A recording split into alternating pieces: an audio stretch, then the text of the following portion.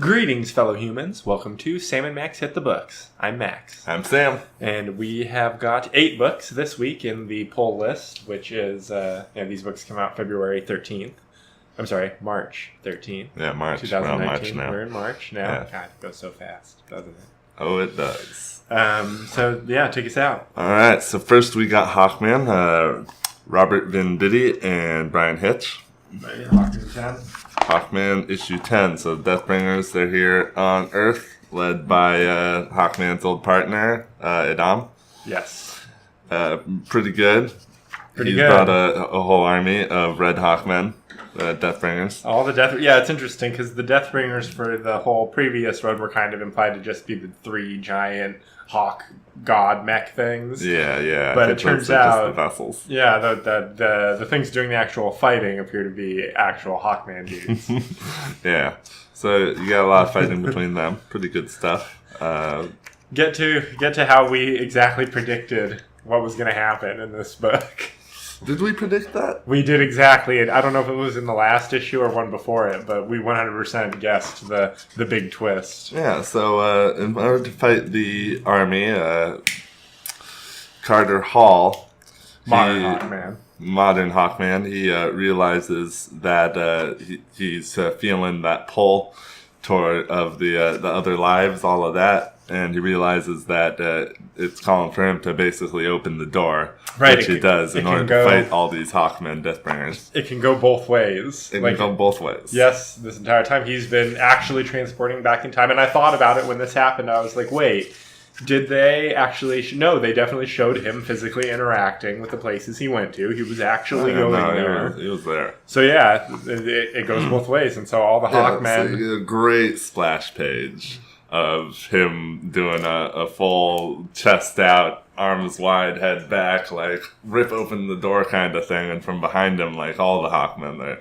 all of him, they're all coming out of there. All the various Hawkmen. It's so when Batman goes and gets all of his Batman.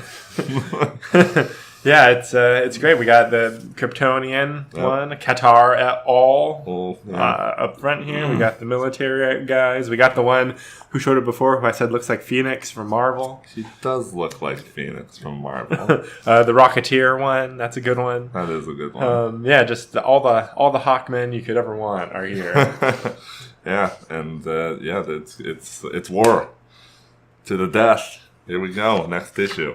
Because that was all for that issue. All winged. Yeah, it's interesting because I really did think that this issue 10 was going to be like the end. Like this was going to be the big finale. No, we got one more whole one. We needed a whole issue of action. It looked great. My one complaint is that Carter spent the whole issue with his mask off. Yes, he did. During the whole fight. And I was like, what are you doing? You can get hit in the head, Carter. Well, does it function as... Yeah, I guess it is armor. I mean, it's going to help in the next issue if he does that because we'll be like, oh, our Carter is the one who isn't wearing any headgear. But in this issue, that was very unnecessary, and I really want Hawkman to look like Hawkman. Yeah, well, that's true. Yeah. I did, however, like when he did the whole Thor's hammer thing with his mace when the other guy tried to kill Madame Xanadu. Yeah, it's just like nope. No, that thing listens to me. Yeah, ripped it right out of his hand. Yeah, pretty good issue overall. Yeah, I'd probably give it a 7. I liked it a lot. I'm going to give it an 8. This is real good stuff. It's action packed, well drawn, well colored. I mean, I feel like some people might think I should knock off a point because we exactly predicted the twist, but. Yeah, when it happens, it's a good moment. Yeah. And it's just well telegraphed. It's okay when stories do that. Like, twists don't have to come out of nowhere. Right. Yeah. It was well seated. Yeah. I liked it. If it invokes the proper emotional reaction. Exactly. That's a good job. All right, next up, we have the brand new number 1 of Transformers from IDW. They've wiped away all the old continuity. Which is so weird. I'll have something to say on that later. Yes, okay. This is written by Brian Ruckley, art by Angel Hernandez and Cache Whitman. Never heard of any of these people before. Never read any comics by them. I thought this was fine. there wasn't really much cleverness. And as a big fan of the previous IDW Transformers universe, which was full of all sorts of clever shit happening all the time, Right. This was kind of like, oh, yeah, this is for new readers. We've got a new character who's going to be our, like, learning about everything through his eyes character. Right, Rubble. The one interesting thing that happens is that apparently on Cybertron, these, like, weird monkey things live that have alien creatures, like, in bubbles attached to their heads, like, guiding them around, I assume. Yeah. That's pretty weird. It's pretty weird. What is that? What's going on? I wanted to know more about that. I was unhappy that they didn't really right, go into because those guys. the way it's floating around with them, it's like, are they just okay with this thing? Is it like one being to them? Right. They don't seem too concerned about it like it's a problem. They're just like, oh, look at those guys suck. I'm going to shoot at them until they run away. Yeah, it's weird. So the main chunk of plot in the issue is that we're seeing, obviously, the beginnings of what's going to turn into the Autobot and Decepticon war. That's the whole thing about this, is that it's like at the beginning you get that page of before a war, this stuff happened, blah, blah, blah. Yep. So they made it so that Optimus and Megatron are like both senators with different ideas. And Megatron's like an upstart, angry, reform politician guy who's going to give a speech where there might be violence, and Optimus is like the upstanding, noble, I just don't want any violence to take place, but I'll die for your right to have freedom of speech, dude, that we... Right. Or Orion Pax, I should say. Right, Orion Pax. And yet, also old friends. That's interesting. Yeah, I don't know if I like that they're giving Optimus and Megatron such a close relationship. It's the Magneto... Professor X. They were kind of thing. They're like almost brothers. They were harvested at around the same cycle time as each other and have like grown up together essentially. Yeah, both old men. We've seen a lot. Yeah, in their lives together. They've been serving in the Senate for who knows how much amount of time. The issue doesn't really do much to go into why anyone would be unhappy. Like, they're like, oh, he's going to upstart against, like, the current ways. But nobody really explains what the current ways are or why they would need to rebel against them. Right. It doesn't really give us a hint of what's going to be setting things off. If they go with something similar to the previous universe, which I saw hinted at in here, they may have some sort of like a caste system society where like your function is determined right at your birth and you have to go do the job that you're assigned from birth and you have no choice in the matter. Yeah, but Rebel seems like he has a choice. He seems like he has some kind of choice. But they're also indicating that, once we get there and get you assigned to something, like, so we'll see. Like, there's a bare hint of, I'm only thinking that way because that's how the previous universe worked. It's going to be a labor dispute. Right, so I wonder, and it's interesting that they're not called the Decepticons yet, they're called the Ascenticons. I like the Ascenticons. I think that's funny. You have to make them both sound positive. You can't just call them the Decepticons right from the beginning if they're supposedly doing a peaceful political revolution. Right. They're a political party. And I sure hope that Brainstorm isn't dead. I don't know what personality they would assign or would have assigned to him in this universe, but yeah, the big end twist is somebody's assassinated Brainstorm, who they say his name a lot earlier in the comic. And, oh, that's weird. And,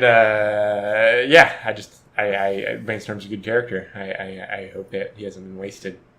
Yeah, that'd be weird. Yeah, literally and figuratively wasted. Plus, Brainstorm, that's a great name. I know. So much potential. I know, he's a headmaster. Right, of course. The headmasters are Brainstorm, Highbrow, and Chrome Dome. Great. Awesome. I know, it's fantastic. Brainstorm sounds like the smartest of the headmasters. He'd like to think so. What'd you think of the art? I actually liked the art a lot. I thought it was very clear what was going on, who was where. It was very angular, but obviously that makes sense on a robot's but so right. Yeah. It was fine. It was okay. I give it a 6. I also give it a 6. However, I am, it made me realize, why would you reboot Transformers? It makes sense to reboot things like Batman, Superman. They grow up, they have kids, and then you want to get them back to the old days for a little while and enjoy the glory years. Makes sense. But something like Transformers, where they live super long and go through so much, you can just endlessly fill in more and more and more of the story and have it all be the story. Yeah, it's true. It just becomes at that point a matter of how much continuity is built up and how much the publisher decides. Like, okay, there's too much continuity. You're asking to buy too many back issues to understand what's happening. We need to zero it out so that we can get some new readers while also doing a book that's gonna, not lose us a huge chunk of the people who were reading before. I suppose, it's a tough line to balance. You just put it so all the stuff that happened before, it's history. Not everybody knows their history, but most of them know most of the history. One of the things about IDW continuity, as it had built up to, is that they had pretty much used up all the good characters and gotten them to some sort of endpoint. Like, there was a lot of weird crap happening in this continuity, and my guess would be, especially because they did do a soft reboot during that continuity, would be that they decided they wanted to wash away some of the things that they were, was holding them back in terms of storytelling. They're like, okay, this guy was used for this. We don't want to use this guy for this.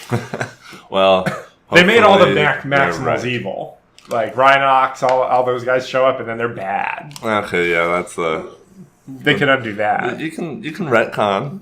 Yeah. I'm not bothered by retcons. I would have liked to have seen James Roberts continue to write Transformers comics for any conceivable amount of time. So I'm with you. Don't reboot, but we'll see. We'll see. All right. So moving on, we have issue 6 of Murder Falcon by Daniel Warren Johnson, coloring by Mike Spicer. I liked this one. I like this one a lot. So in the last one, they met up with the guy from Whisperwood, the last surviving member, with his tree dude, which is pretty cool. Yeah, so he's going to join them up. They're going to go to Japan to find the horn something. Yeah, they need the Horn of the Dead to raise an army of skeletons. Right, in order to fight the monsters from the Heavy. Right. And Kid Chaos's crew. I don't think his name is Kid Chaos. It's Lord Chaos. Lord Chaos. Yeah, so they're on their way there. And, so Chaos, he shows up and separates them. Yeah, he messes them up with his, worm army. Yeah, so a guy with a cool name from... Yelmdar? Oh. Yeah, something like... Yeah, Yelmdar. Yeah, Yelmdar. Yeah, that's it. Yelmdar. He goes off with the wife, and she tells him her sad story. Yeah, they have a little mini conflict. Yeah, a little mini conflict. There's a whole character interaction arc between them that takes this entire issue. Yeah. And it's that's all the character moments of this issue. Because they need her to scream. Right. He gives her the microphone so that they can have her as the frontman of the band. Cool idea. Not at all disappointed by that. Yeah, no, it's cool. I really appreciated that. And the page where she actually lets it rip is pretty dope. Yeah, because they go back to save them. Because Chaos, he's got all of them. He beat them. Right. He did all that. They're in a tornado of worms. Yes, they're stuck in a tornado of worms. Right, so when it looks like they're in a cave, right, I never thought about how that's just the worm tornado from the inside. They make a dome. Yeah, they're on a bridge, and the worms are going over and through the water and over again, yeah. Yeah, pretty cool. Pretty cool. But luckily, they're able to come in, and she gives a good scream, and this wolf, big wolf thing is her spirit from the Heavy sidekick thing. And it tears up some worms. It really does. It does a good job. But then Chaos. I'm just going to call him Chaos because I'm not sure. Yeah, it's right there. They call him Chaos. All right, good. Just with a K. Chaos with a K. Yes. Yeah, he breaks Jake's guitar when they're running away. Ooh, yeah, that hurts Murph. Oh, man. Murph, he goes down right away with just a... and he's down. Oh, man. Not good. But Hjelmdar, he jumps in with his big old tree god thing. Pretty awesome. Makes the ultimate sacrifice. And throws the guitar out. They go in there, they run in, they grab the guitar, throw it back. Oof, but they're down. They get swallowed up by those worms. Very sad. Yeah, he's done. And then the twist on the last page Yes. is the Japanese Philharmonic is here to help. So, yeah, the last thing that's going to happen, because I believe the next issue is the final issue. All right. So, yeah, we're going to get one of those. You know how sometimes metal bands release an album with an orchestra? Oh, I love when they do that. Yeah, this is going to have that now. I wonder if it's going to be that the orchestra has one giant thing that they control, or if it's going to be an army of some sort, or they all get different things for their instruments, or if they're the ones controlling the skeletons. Oh, man, if it's like a hive mind creature, like something that's a lot of creatures, but they move in a way that's like a larger organism. Yeah. That would be pretty awesome. What's another animal that's a metal animal that hasn't been featured yet? We got Armadillo. Oh, interesting. I've never heard that. Yeah, I guess it's not really a metal animal. It was like it had to be orchestra or it had to be bagpipes. Bagpipes. So what would you give Murder Falcon issue 6? Actually, I'd give it an 8. I thought it was great. I think it's an 8. The art's good. The story's good. It doesn't slow down. Yeah, and I was totally right. Jake had cancer. Jake's the one who had cancer. Yeah. Yeah. And they were, I guess, did we know that they were actually married and not just engaged or something? No, I think she was that. referred to as his wife. But, yeah, I appreciate the way they have continuously twisted that story from the very beginning. First, you think she had cancer and died of it, and then she turns out to be alive, and then it turns out he had cancer. Like, oh my God! He's the one. Which really casts things, because it's really a twist, because when you find out, it just doesn't quite make sense when you find out that she had cancer but then survived. Because it's like, oh man, so she just went through treatment and survived it, but he wasn't there for it. That makes him kind of shitty. But no, he was the one going through it. He pushed people away. Mm-hmm. Everything suddenly makes perfect sense. Exactly. That's, it's great. It's good stuff. All right, so next up we have a interlude in the Batman Who Laughs series. It's The Grim Knight, issue 1 by Scott Snyder, James Tynion IV.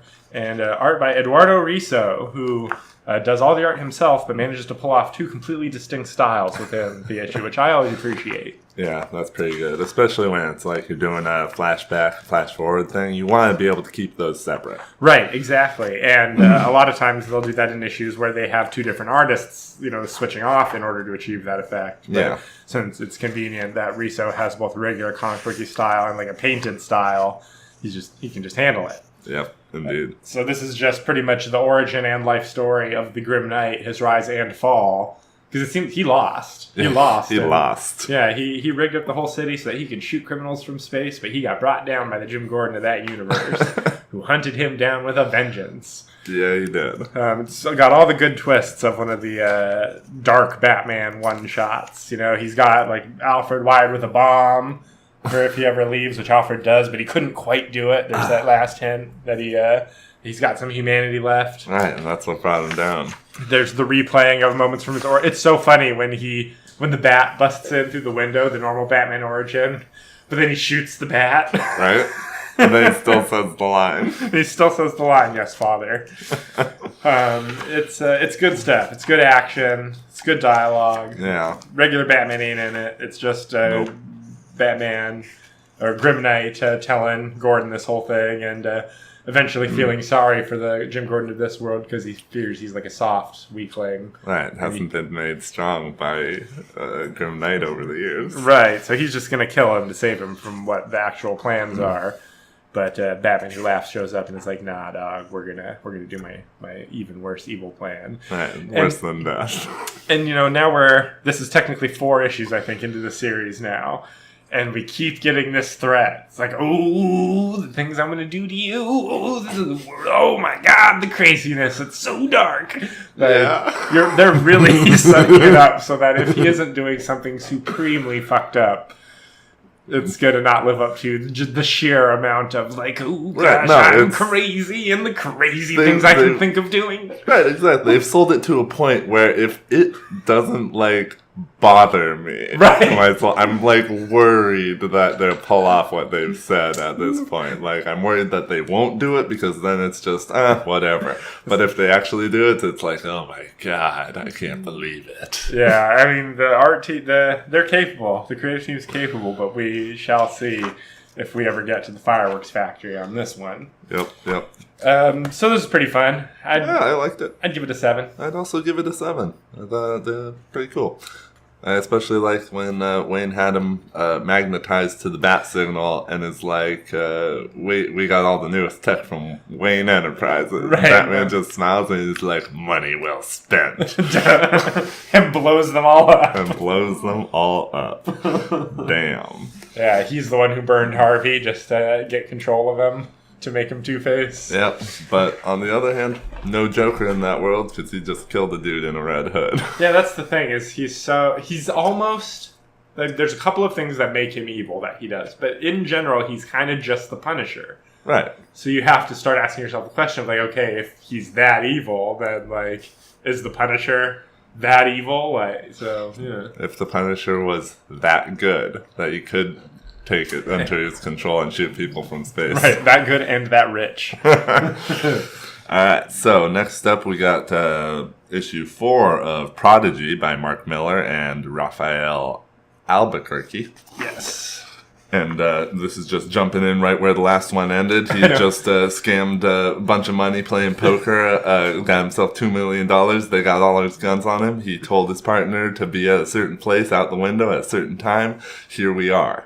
And this could be issue 4 of this series. This could be issue 14 of this series. It's so funny how they're starting to all become just a quick little adventure romp. Oh yeah, for one issue where there's kind of a through line of the thing they're investigating, but like he even like does the same cliffhanger at the end of this issue. That was the previous issue. He gives them the time limit. He's like, all right, be in this place in 48 seconds and catch me. I'm going to do a bunch of shit. Like, it almost seems like they should put in Adventures of the before Prodigy. Right. So every time, you're just going to get one adventure of the Prodigy. Right. Because he takes out those thugs pretty quick, using all the things around him and the fire extinguisher that he makes sure is properly maintained. Right. I'm sure that you in particular appreciated the attention to fire safety. Oh yes, definitely.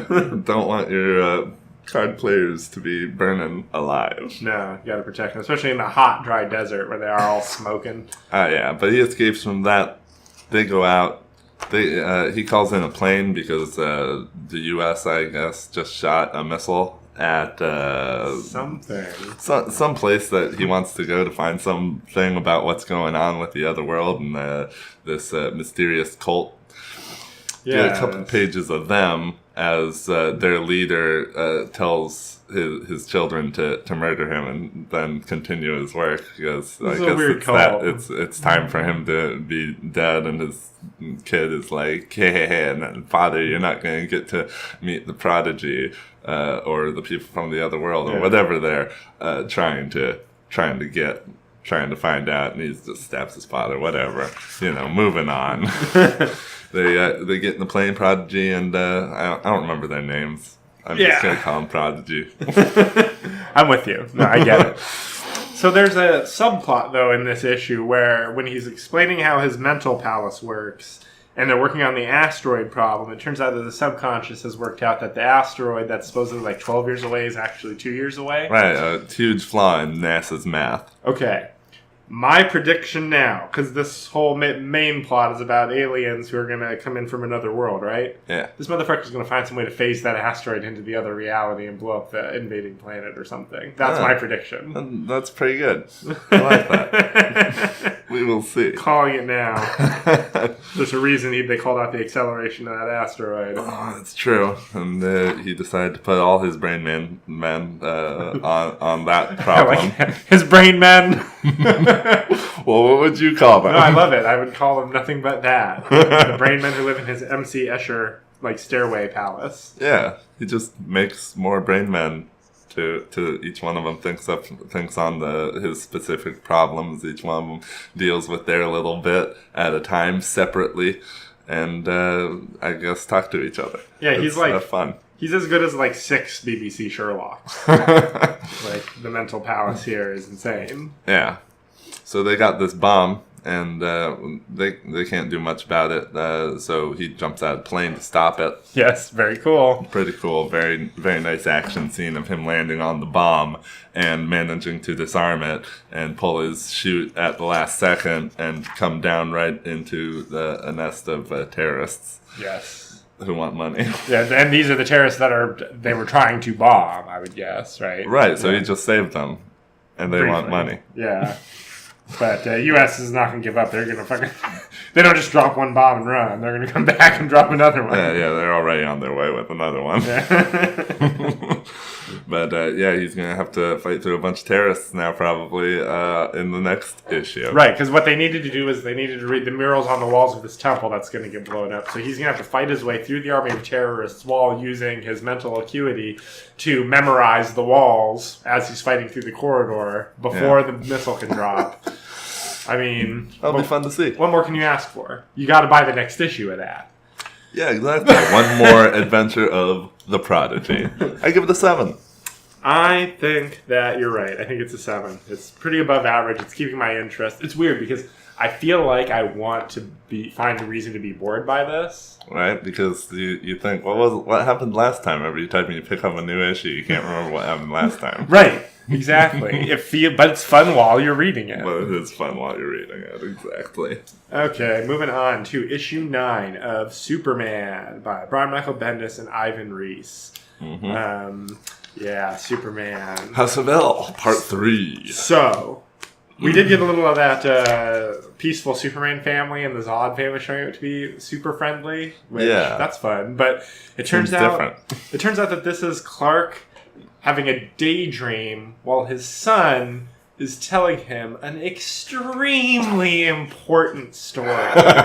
I do not like the idea that Superman is going to just let his mind wander. Like, this better turn out that he was being beamed a vision of something, or, it'd be like a direct thing. As if, I think he's sick or something. Because my boy is like, I landed on this planet and an evil version of you and your super team were like, they're in front of me. And that's not the point where I'm having a weird daydream about like a future family peace convention. Right. I assume it's some kind of sickness.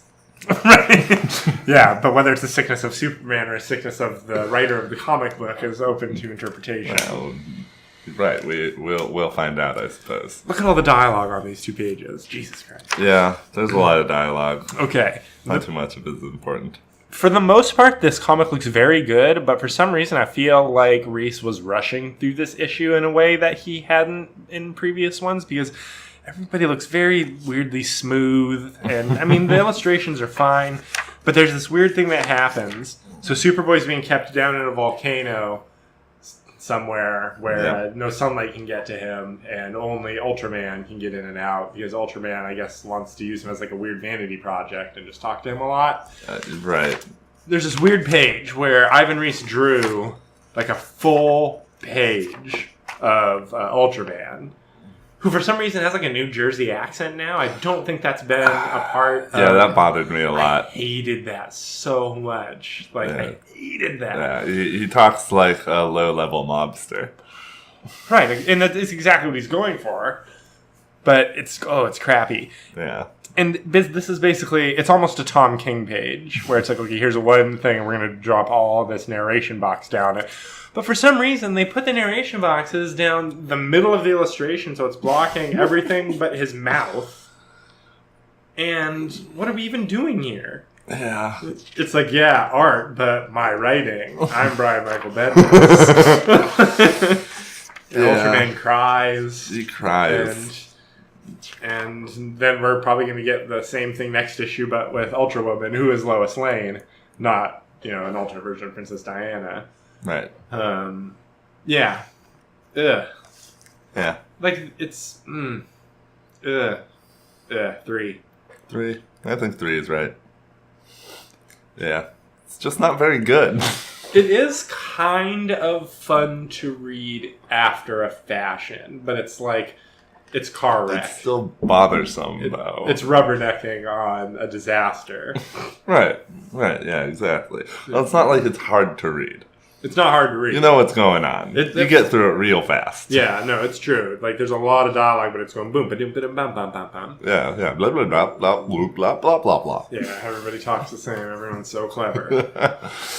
Ah, man, yeah. So let's move on from that to issue 4 of X-Force. Ed Brisson and Dylan Burnett are on this. Cool. And, so this is the same story that's been going on in every issue. There's the I'm army. starting to get into it. All right. Cool. Yeah. They're in a country that had previously been sanctuary to mutants and now is trying to imprison all the mutants that were in there because of a change in leadership. Right, right, which is, like, I think, is that a fictional? I would guess that, I bet that's a fictional. It sounds Russian fictional. Country. Yeah. And this guy, the general, he gets himself a nice big suit of armor, power armor, I should say, in this issue, which pretty cool. It's a lot like power armor. Yeah. Yeah, it looks just like it. Yeah, he mad. His son got murdered by Ahab. Yeah, Ahab murdered his son and told him, that's the cure for that's the cure for mutants. Yep. Sorry to break it to you. And Ahab stole Deathlock's chronometer, so now he can predict realities, or probabilities of occurrence of events. So he's super dangerous now. Yeah, some kind of tachyon device or something. Which Deathlock doesn't appear to realize he's missing. Because they wake him up and then he's hanging out with the team and talking and stuff, and he's not like my extremely important tachyon thing. I can no longer view all the probabilities that I'm supposed to be able to view or whatever. What's happening? That's true. And later he's just like, I gotta get my extremely important thing back. Yeah, so they're still they're all fighting. It's I know, right? It's alright. Lots of fighting. They're all fighting. Yeah. All the mutants, they don't want to escape. The ones who are trying to rescue, they're like, no, we're mutants. We can. Now that you're here, we can fight. Right. It's like, why are you all standing here talking to us if you just want to fight too? But this guy seems pretty cool. He's like some kind of ghostly white guy. Maybe translucent, maybe not. Maybe gassish. Do you think that's a guy? I think those are definitely boobs. Oh, you think so? I thought so. Those his muscles. Modern Marvel Comics, man. Everybody's kind of drawn loosely, for sure. Yeah. Not that important. Stuff happens in this issue. Warpath dies in this issue, and he gets shot or stabbed. The death didn't really hit me. It was definitely supposed to be like a shocker, like, oh, everybody thinks things are cool right now, and all of a sudden, oh shit, somebody's dead. Right. But man, they didn't even give him a full page of getting impaled by a glowing stick. That's true. He gets a third of a page. That's pretty funny. And Strife shows up, so now it's going to be so many Cables, because Strife is a clone of Cable. Oh, really? Yeah. All right. Well, he has a alright looking team. Yeah, this white guy with the circles. Yeah, I feel like I'm supposed to know who that is, and I just don't. Yeah, but good design. Yeah, fine. I liked X-Force all right. I'd give it a 5. I'm going to give it a 6. I liked this issue more than any of the previous issues. The art is still not my favorite. Yeah. But the writing is solid, and this was another case, like Prodigy, of kind of struggling to remember everything that was happening previously, but it's good at keeping you in the action and letting you know what everybody's motivations are. And the only thing that's still kind of mysterious is why everybody's so mad at Little Cable still. It's they're so mad at him. They just don't like him. They are really mad at him. He killed Old Cable. I get it. I get the reason on paper. Yeah, but I also get the reason why he killed Old Cable. Yeah, he explains it. Yeah. Plus, Old Cable, he had a long time at the job. Now a younger Cable moves in and has just as many years ahead of him of being Cable. Seems like that kind of elevates Cable to immortal force. Cable. What a cool character. Right? Okay, last today, we have the start of a new Image comic series. This one actually the guy at the comic book store recommended to me, is why I picked it up. Oh, okay. It's Little Bird by Darcy Van Polgeest, which is an author I'm not familiar with, but drawn by Ian Bertram, who's an artist I am familiar with.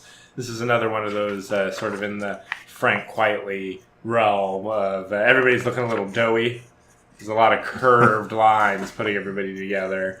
And I kind of wasn't super grabbed early by the plot of this book, by like all the setup of the world and who this little girl is and who her mother was, and the rebellion that her mother set up against this vaguely evil Christian dynasty. Yeah, it seems like a post-apocalyptic future, kind of. Yeah, it's like evil post-apocalyptic fascist Christians, and like the Pope of them takes some sort of a worm bath.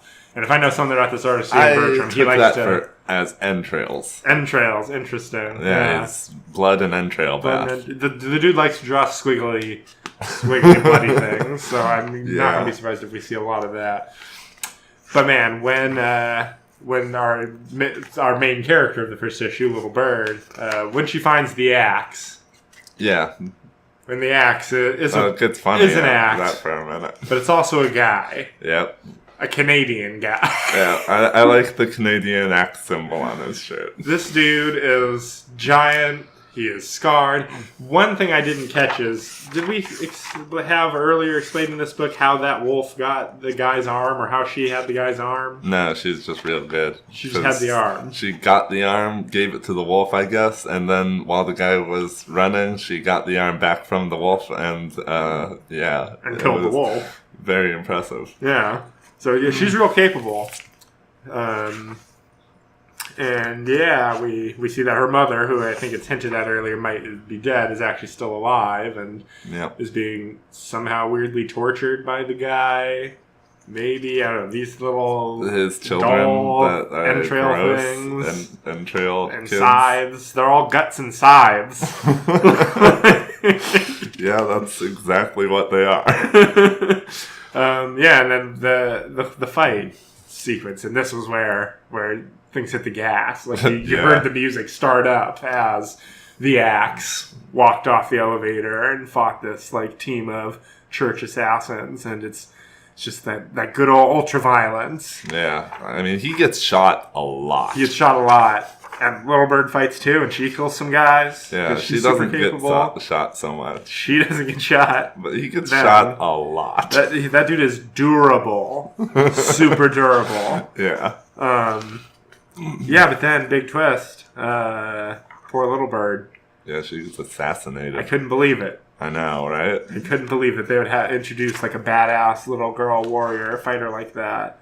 And I know, and not have her go on adventures with this invincible old man, who's almost certainly her grandfather, right? That's what we were learning, is that he's the mother, or he's the father of the woman who's in prison, and therefore he's the father of the woman in prison. I thought that's what it was saying. I took it for he was the father of this little bird. I don't think so, but it does seem like he's been in prison too long for that. So you're probably right. That's what I was thinking. Yeah. I think that the scene, in our flashes, he's pretty young compared to now. I think that the flashback we're seeing is the mother getting taken away as a baby. Oh yeah, that totally makes sense. That's my thought. But I think that this is going to be worth getting the next issue. Yeah, just to find out what's going on. What's going on, and a little more of that ultra violence. And man, that Ian Bertram art, like I really like it. It's all so over exaggerated. Like this dude he's like the Hulk. Yeah, no, he's awesome. Yeah, I'm a big fan of this art style.